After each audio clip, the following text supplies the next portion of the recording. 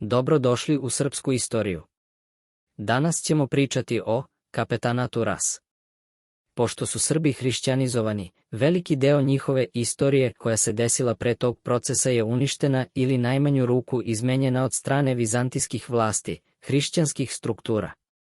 A kasnije i od zapadnog sveta zajedno sa lošenamernim stranim i domaćim istoričarima.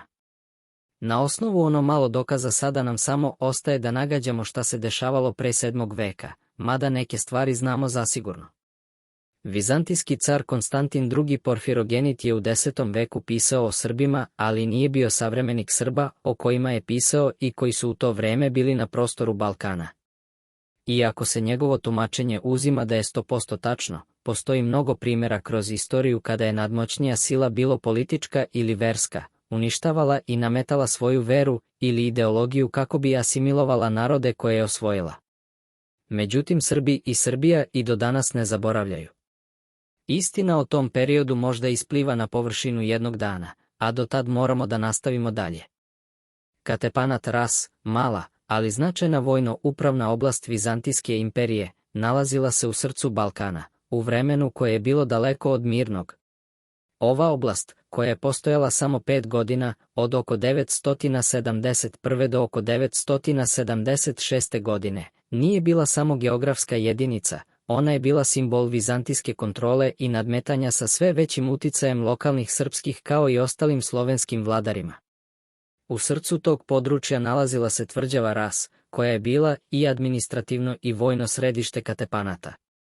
Tvrđava Ras bila je središte Katepana, vizantijskog namesnika koji je imao zadatak da održi red, sprovodi carske ukaze i što nije bilo ništa manje važno, da brani zemlju od sve brojnijih napada. Vizantija u ovom periodu nije želela da izgubi kontrolu nad ovim važnim regionom, koji je bio strateški značajan ne samo zbog svog geografskog položaja, već i kao most između različitih kultura i političkih uticaja. Katepan, carski namesnik, bio je ličnost od velikog značaja. On je upravljao ovim delom Balkana u ime vizantijskog cara, ali je bio i onaj koji je morao da se izbori sa izazovima koji su dolazili sa dve strane. Sa jedne, tu su bili Srbi, čija je politička i vojna snaga počela da raste, a sa druge, Vizantija je bila pod stalnim pritiskom drugih slovenskih naroda i unutrašnjih previranja. Katepan je bio više vojni komandant nego klasični administrator, jer je morao da štiti ove zemlje od napada, ali i da održi ravnotežu unutar samog vizantijskog ustrojstva. Dok su srpske zemlje, koje su se nalazile unutar Katepanata, to jest bile pod vizantijskom upravom, nisu bile potpuno pod kontrolom. Najveći izazovi su dolazili iz samog naroda koji je živeo u tim krajevima, narod koji je već bio naviknut na sopstvenu tradiciju i samostalnost, te se često odupirao vizantijskom uticaju.